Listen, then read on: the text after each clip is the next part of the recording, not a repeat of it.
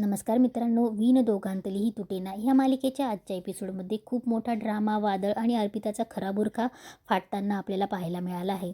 आजच्या भागाची सुरुवात एका मोठ्या खुलाशाने होते. स्वानंदी समरला काल घडलेल्या सगळ्या प्रकाराच्या गोष्टी स्पष्ट सांगते. ती सांगते की अंशुमन जेव्हा आशिष रावांवर धावून गेला तेव्हा अर्पिताताईंनी त्यांना काहीतरी खुणवलं हे मी स्वतःच्या डोळ्यांनी बघितलं आणि तिथूनच मला शंका आली. नंतर मी आशिष रावांना भेटले आणि सगळं सत्य समोर आलं. स्वानंदी ठणकावून सांगते की मी खोट्याच्या बाजूने कधीच उभी राहू शकत नाही. यावर आशिषची आई सांगते की स्वानंदी आधी आमच्याकडे जाब विचारायलाच आल्या होत्या, पण जेव्हा सत्य कळलं तेव्हा त्यांचा विश्वास पटला. स्वानंदी अर्पिताला उघड पाडत बोलते, तुम्ही सगळ्यांना तालावर नाचवता. प्रत्येक वेळी आईची बाजू समरला बोलते की प्रत्येक वेळी आईची बाजू जाणून घेणं गरजेचं नसतं आणि जी आई बाळाला बापापासून तोडते तिच्या पाठीशी मी कधीच उभी राहणार नाही. हे ऐकून समरला खूप वाईट वाटत असतं. अर्पिता लगेच ढोंग करत सांगते, दादा हे खोटं आहे, हा व्हिडिओ फेक आहेत. पण आशिष तिला घेरत सांगतो की ठीक आहे, मग चल अन्विषाला घरी घेऊन, आम्ही तुला काही त्रास देणार नाही. अर्पिता नकार देते. स्वानंदी तिला दुसरा पर्याय देते, मग तुम्ही नवऱ्याला आणि अन्विषाला घेऊन वेगळं राहा. आशिष त्यालाही तयार होतो, पण अर्पिता पुन्हा नकार देते. स्वानंदी शेवटी विचारते, आईकडेच राहायचं होतं तर लग्न का केलं? तेव्हा अर्पिताचा खरा चेहरा समोर येतो. ती चिडून सांगते, लग्नावेळेस यांचं घर ऐशोआरामाचं होतं, पण बिझनेसमध्ये लॉस झाला आणि हे फ्लॅटवर आले. मला नाही जगायचं आहे अशा गरिबीत, मला काम करावं लागतं. स्वानंदी तिला समजवण्याचा प्रयत्न करते, पण अर्पिताचा ताबा सुटतो. ती सगळ्यांसमोर ओरडते, हो नाही करायचे मला काम, मी का किचनमध्ये काम करू? त्या बाळाचे डायपर मी का बदलू? मी राणी म्हणून जन्माला आले आणि राणी म्हणूनच राहणार. मला या सासूबाईसारखं मोलकरीण नाही व्हायचं. सासूला मोलकरीण म्हणतात. समरचा ताबा सुटतो तो सरळ अर्पिताच्या कानाखाली वाजवतो. सगळे घाबरतात. समर ओरडतं, सासूला मोलकरीण म्हणालीस? आपली आजी घरात काम करते तर ती मोलकरीण आहे का?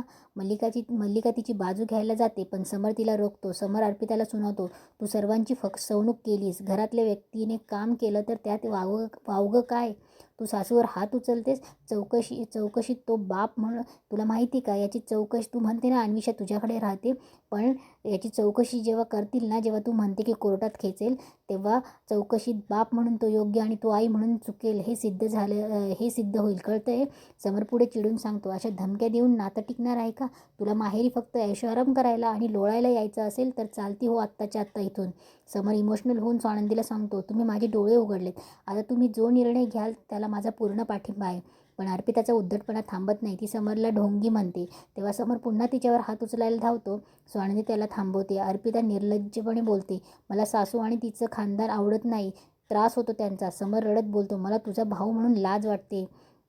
जे मला तू चुकीची वागतच होती. इथून मागे मी पाठीशी घालत आलो. चिंगीशी चुकीचं वागताना तू अंशूला पाठीशी घातलं. स्वानंदीशी उद्धट बोलतेस, पण फक्त स्वानंदीमुळे मी आता तुझं दुसऱ्यांदा थोबड फोडत नाही आहे, कळलं? इकडे दुसरीकडे आदिरा आणि रोहन अर्पिताला भेटायला येतात, पण मंदाकिनी त्यांना अडवते. ते मंदाकिनी सांगत असते की भिशीच्या बायका येणार आहेत, मी लंगड्या पायाने काम करू का? असं म्हणत ती आदिराला थांबवते. आदिरा ठणकावून सांगते, मी घराची सून आहे, मोलकरीण नाही. तितक्यात स्वानंदीचे बाबा येतात. मल्लिका त्यांना टोमणा मारते. कसे बरोबर वेळेवर येऊन टपकतात.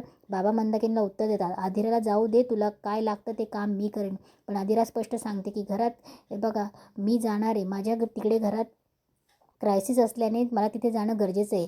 इकडे राजवरांच्या घरात मल्लिका समरला समजवण्याचा प्रयत्न करते आणि बोलते की तिच्याकडनं नकळत झालं समर, मी तिच्या वतीने माफी मागतो. पण समर उत्तर देतो, नकळत चहाचा कप फुटतो काकू, तोंडातून शब्द नकळत निघू शकतो, पण एवढी मोठी चूक ही नकळत होत नाहीत.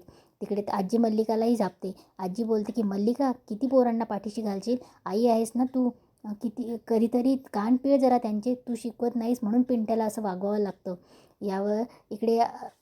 यावर अर्पिता लगेच आजीवर ओरडते, मी काय एवढी मोठी चूक केली की नालायक असल्यासारखं वागवत आहे? मला नाही राहायचं आहे सासरी, हे माझं पण घर आहे. समर शेवटी तिला तिची खरी जागा दाखवून देतो. हे तुझं घर आहे की नाही याबद्दल मी बोललोच नाही आहे, पण तू ज्या कारणासाठी येतेस ते मला पटत नाही. तू तुझ्या नवऱ्याविरुद्ध, सासू सासऱ्यांविरुद्ध षडयंत्र रचतेस. ज्या घरात लक्ष्मी म्हणून गेलीस त्यांचा छळ केलास. लग्न करून आले आणि पाहुण्यासारखी राहणार ही कसली अपेक्षा आहेत ग तुझी? आधी तू मूर्ख होतीस, पण आता हा गुन्हेगारीपणा कुठून शिकली? सासूवर हात उचलणे हा कायद्याने गुन्हा आहे. त्यांनी तक्रार केली ना तर बघ, तुला तुझ्या वागण्याची शिक्षा मिळालीच पाहिजे, असं समर बोलतो. तेव्हा समरचे हे शब्द ऐकून अर्पिता पूर्णपणे घाबरते आणि इथेच आजचा एपिसोड संपतो. तर मित्रांनो, आजचा एपिसोड तुम्हाला कसा वाटला? असेच नवनवीन एपिसोड बघण्यासाठी या चॅनलला सबस्क्राईब करा आणि एपिसोड आवडल्यास लाईक आणि शेअर करायला विसरू नका. तसंच आपलं सिरियल कट्टा चॅनलही चालू आहे. सिरियल कट्टा चॅनलवर तुला जपणार आहे आणि विसरू नको तू मला, या दोघी मालिका भन्नाट अफलातून सिरियल आहेत.